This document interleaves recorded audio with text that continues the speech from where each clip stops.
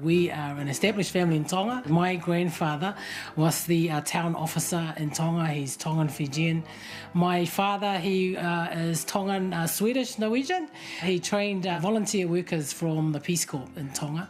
My mother, she was a small business owner. She owned a shop and she was also a primary school teacher. I grew up as a child riding horses, swinging on the vines on the mangroves, playing with my cousins. My job after school was to collect 20 coconuts and wash the outdoor pots, and then we could go and play.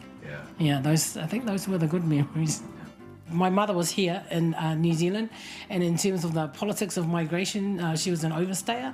Mum was an overstayer here, and she couldn't return to Tonga for holidays or anything. But my grandfather would bring me up, teaching me whatever he was doing. He would tell me what the reasons for and what my role is, and that I'm always taught that my role is to look after the family.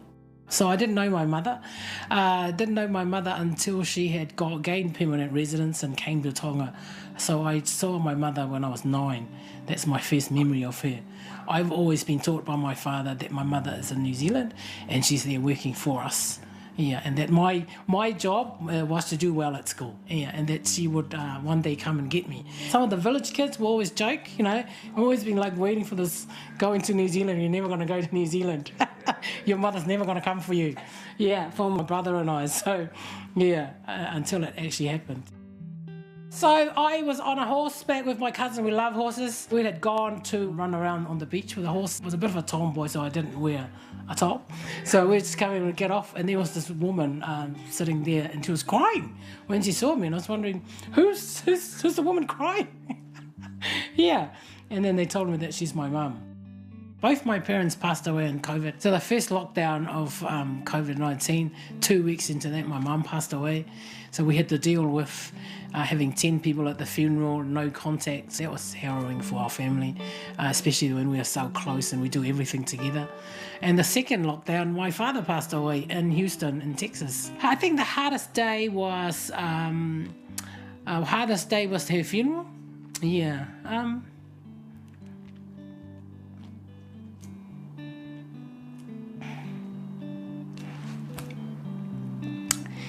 Yeah, the hardest day was her funeral, just not having her family there to provide their role as their responsibility.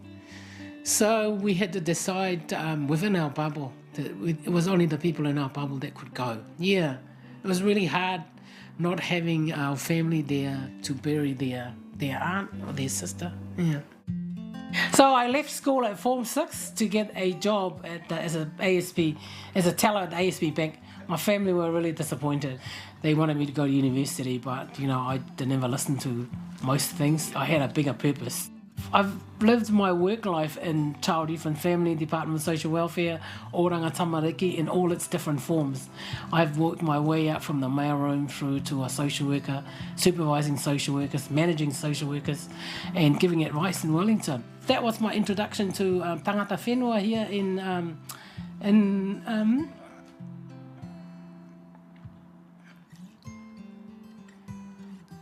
Yeah, so I'm emotional because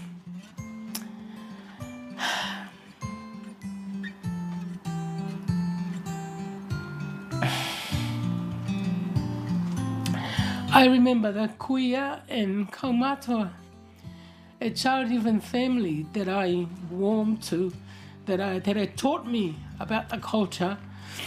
And because in a way, I could see my grandfather in them. And that's why I wear this. It was gifted to me when I left. And yeah, was acknowledging that those people that cared for the most vulnerable, that they knew what needed to be done was to provide support in a way that is meaningful to tangata whenua, meaningful to migrant, and that we had a role in it. Yeah.